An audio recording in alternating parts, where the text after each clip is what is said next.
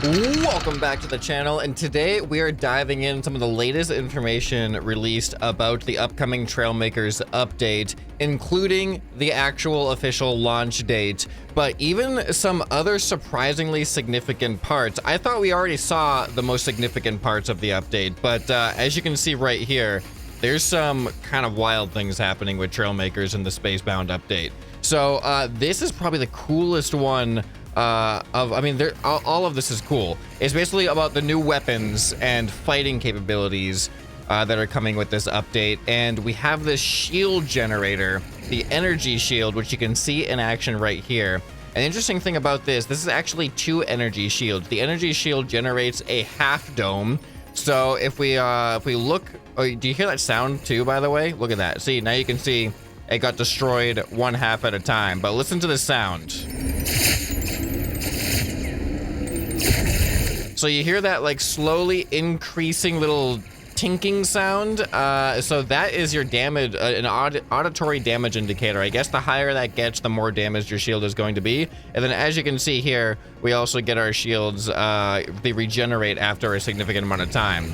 But according to the developers, the shields, they do not come back at full health.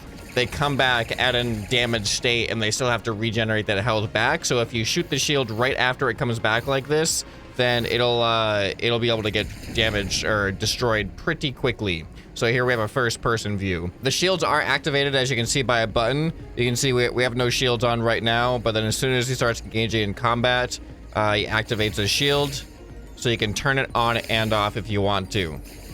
So if we look here, if we look on this right here is the shield generator at the top. And if we look as a view turns around the ship here, I know that there's a point where it shows it. There we go. And then we can see there's a shield generator on the bottom. So having this on the top and this on the bottom creates this nice sphere around the ship here. Also, what's pretty cool about the shield generators is apparently the secondary color that you assign when you paint the shield generator can actually change the color of the shield. And that also applies to a lot of other stuff that we're going over. So let's take a quick look at what else is going to be covered in some of these upcoming clips that the developers have released. So here is the image of a lot of the new parts. So we just saw the shield generator. So you can see the shield emits from this direction. So apparently I think you can attach it on 3 of these sides. Obviously not this side. This has no attachment points. And then of course the bottom down there. So this is a pretty chunky build. It looks like it is 3 blocks by 2 blocks by 3 blocks. But then we've also got to these weapons. So we have the shield generator, which acts as protection against these 3 weapons. So what you saw being shot at the shield in that video was either this and or this. These, as far as I know, they function the same way. It's just this one has auto aim and this one does not have auto aim. So these are the laser shooter things. And as far as the balance goes, according to the developers, the laser shooter is about the same power level as the minigun. The bullets are stronger, but the fire rate is slower. And then we got this thing right here, and this is actually an EMP. And although it does not damage creations, it has a couple of unique functions. The obvious one is disabling the shield generator. But what if you don't have a shield generator on your vehicle or your shield is already disabled? Is the EMP going to do anything? Well, the answer to that is yes. The secondary function of this is apparently it'll scramble your vehicle inputs. So even if you're not pressing anything, if you get hit with an EMP, it is essentially going to randomly trigger some of your vehicle inputs, which could make it impossible for you to control something for a little bit, or it might fire your weapons when you don't mean them to, or turn you, or do what any of the things your vehicle is capable of doing. It just might do on its own. So there's a couple things in this, including the EMP, but one of those things is a distance indicator, because in space it's very hard to gauge distance, and the name tags don't get bigger as they get closer, as you can see. So having a distance indicator that tells you how close they're getting can be very, very useful. As you can see, as he's approaching, the number gets smaller, but take a look at the EMP here. Pew! So EMP is a one shot will destroy a shield generated by a shield generator. You can see that the lower sphere is also still intact. I can see why there's an upper and lower sphere. What would be more natural for me would be a front sphere and a back sphere. But if you just look at the design of the shield generator, it just seems like it's going to be easier to place it on top and bottom than in front and back, where a lot of just the other parts of your ship are going to be shaped. Another thing I'm noticing with this is a slight difference here in the HUD. You can see that the atmosphere now has like a 0, like the G's. I don't remember these arrows being here. So I guess that's, it's just slightly different aesthetic to the UI there. Another fun thing to point out is we can see an example of the different colors of the quantum rudder trails. We got the classic orange trails on this guy here, and then the approaching enemy has purple, nice light, like purple bluish color on their quantum rudder. So that's pretty cool. All right, so this video takes place entirely in first person, and here you can see also a really good example of how the aiming reticles have also changed. So we can see that the energy guns, I don't know, I forget what they're actually called, but the energy guns have their own little aimer thing here, and then the plasma or the EMP cannon, maybe they're called plasma guns, but the EMP cannon has this separate aiming reticle, and they all have their own independent reticles rather than all merging into one reticle like the airborne update initially had. So now you can see exactly where each individual gun is, and they're a little bit less obtrusive than the giant circles, which is nice. And then when, oh, here's first person with the shield, which is cool, but watch when he fires.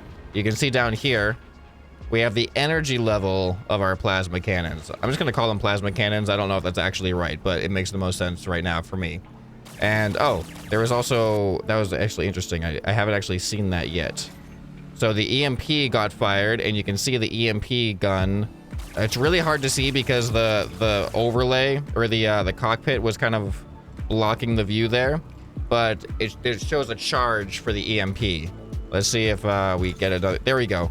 There you can kind of see it charging up, but the black background isn't doing it any favors for visibility. So in case you guys didn't already know, all of these weapons and like the shields and the weapons and everything that you're seeing other than the spaceship cockpit right here, all that is included free in the 1.7 update. This spaceship cockpit that you're looking at though, this is actually going to be part of the paid DLC, but the weapons and the inertia blocks that we saw, all of that stuff that's going to enable these awesome space battles, just free for everybody. Oh, isn't this, this area looks super cool. There's the crash, this wreck, all this, debris field, spaceship wreckage. Yeah, so this is what space battling with NPCs is going to look like. So one thing I noticed right here in the video, I don't know if this is coincidence, but I'm assuming it's actually an effect of the EMP cannon on an enemy. Because the enemy doesn't have shields, but they were still firing the EMP at the enemy. So check it out. As soon as the EMP hits the enemy, you can actually see him immediately change direction. That could just be that's what he decided to do, but I think it was because of the EMP. Take a look. Right there. So yeah, soon it looks like he was trying to engage.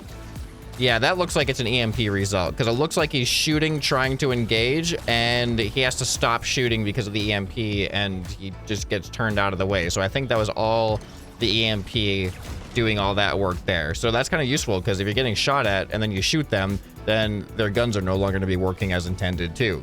So that could be good. However, if you're in an actual fight with you know, non-NPC characters, what if you accidentally trigger a weapon that you didn't want them to fire at that point, but because you EMP'd them, it ends up firing it for you? All right, so up next, we got a look at the moon, the Nassau moon, which has basically the enemy's power towers and their turrets and the loot and the mothership and all that stuff. And one thing you may notice is that the shield is a different shape here. So it turns out there are actually settings on the shield generators, on the energy shields, to adjust their shape. I don't know what those settings actually look like, but I know that there are more than just 2 ways to shape your shield. So I don't know if it's like a value setting that changes whether or not it is like how much of a circle it is. Like if there's a radius setting or something like that. I mean, I don't even know if you can change necessarily how big of a circle it is. That could be kind of interesting too. But or maybe like a height and length. I don't know. There could be a lot of different ways that you can get these different shapes. But all I know is that you can have different shapes to your shields. And do you guys see how much is happening? Like how many enemies? This is like just, you're right in the middle of enemy territory. And by the way, these turrets, I don't know if you notice, these pew pew turret tower things, they look like they're kind of based on the flat cannons and airborne, but they do not function like flat cannons. These are actually EMP launchers. So they are going to be messing up, if you don't have shields, they're going to be messing up your controls as you're trying to battle these guys. And if you do have shields, they're going to be destroying your shields and then messing up your controls while you're trying to battle these guys. So this is going to be just, if you don't have friends to play with, I'm sorry if you don't have friends to play with, but there's going to be plenty of space battles that you can have right here. This is going to be just the central zone to do all that, and it's going to be really fun, especially coming up with some challenges. This is going to be the place to mess with NPCs and actually have a bit of a challenge. So this is going to be really interesting. This is, by the way, this is an awesome looking build, isn't it? It's a really cool looking build. So I think this ship is also using that really the much more powerful thruster that we're getting. I think that's the really powerful thruster. Yeah, I'm pretty sure that's the one that's going to be way more powerful than even the large jet engine, which I'm really looking forward to breaking the sound barrier with that one. You can bet on it. I'll be using all the new forms of thrust to break the sound barrier to compare their strengths. Not only that, but in breaking the sound, you could probably break the sound barrier with a single little mini thruster in space. I mean, of course you are. The question is there going to be a sonic boom that happens in space when we actually break the sound barrier? I mean, this is supposed to be fun space and not realistic space, so I'm hoping that we're still going to be able to generate a sonic boom, even though there's technically no air to be compressed in space. I mean, there's fire. We can see fire. What's lighting on fire if there's no air in space? We can get a sonic boom cone, please. Oh, another thing that I almost forgot to mention. You see all these pew pew lasers happening? Those can also be, their color can also change. So it just so happens that the enemies and the perspective that we're seeing here, they both have red lasers. But yeah, if you your secondary color should change the color of the lasers as well. I don't know if that applies to the EMP. I'm assuming not, because the EMP is not red. That hasn't been like a different color what I've seen, and even the enemy EMPs, they also seem to be that blue color. So I don't know. I could be wrong on that though. I'm just guessing. Oh wow, this ship is actually a lot big. Is it bigger than that? No, so there's the shield generator right there, I believe. This could be an older version of the shield generator and not the one that we saw in the image. Because here, let me show you. So here's some artwork of the shield generator, and here, let's actually compare this. So this is the current state of the shield generators from my understanding, and this is some of the initial artwork, which shows it being much smaller. We got 2x2, but this one kind of looks like more like what was on the ship, but now it's a lot bigger. I think just because of how valuable of an object it is, they don't want it to be like super spammable in your build. So you do have to think about a little bit more about the placement about these things. But also, you can see right here is an example of the different cone shapes. So I don't know if it's you choose one of 3 options or if it's like gradient, like you can actually do everything in between rather than it just being a couple of options. I'm hoping it's more of just like a slider where you can just kind of slowly expand and contract. And I'm also hoping the overall size, because like you can build some pretty big ships. Although it'd be pretty cool to have multiple shield generators. Like you need multiple shield generators just to cover like different parts of your ship. That could be pretty cool. So the other little piece of artwork here is this is the EMP cannon. So just some cool little artwork about. So we don't actually really get to see the EMP cannon much from a third-person perspective in any of the footage that they gave us, or at least not that I've noticed. So I'm curious how accurate this is. Like when we see that little charging thing after the EMP has been launched, I wonder if this animation actually happens on the gun while that's charging. And then you can see that it's ready from a third-person perspective too. That'll be interesting. And yeah, as we saw, the EMP cannon is auto-aiming. This plasma cannon here is also auto-aiming. This little mini plasma cannon is not auto-aiming, but this stuff is going to just completely change the dynamics of battles. Because they're even saying, like, this isn't just space, exclusive. It is coming out with the space update, but you can use this stuff in the rest of the game. So having shield generators just on regular, like with a car, that's what kind of the benefit or the cool thing about having the half dome is you only need 1 shield generator on a car because you're gonna have the ground. You don't have to shield yourself from the bottom because the ground's gonna be there. So that'll be interesting having, like, it's going to completely change every type of battle. If you can, basically, do you want to have shields or no? If you allow shields, you're going to have a very different battle. So that's going to be interesting.